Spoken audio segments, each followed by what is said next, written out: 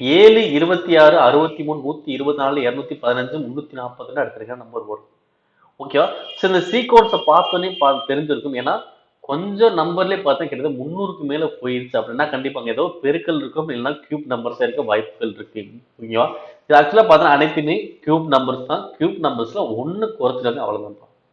Okay பாருங்க, 7, 26, 63, 124, 215, 342 dash. Okay, 7 எப்படி வரும் பார்த்தீங்கன்னா 2 cube minus 1, 26 3 cube minus 1, 63 4 cube minus 1, 124 5 cube minus 1, 216 6 cube minus 1, இங்க 7 கியூப் மைனஸ் 1. ஓகேவா?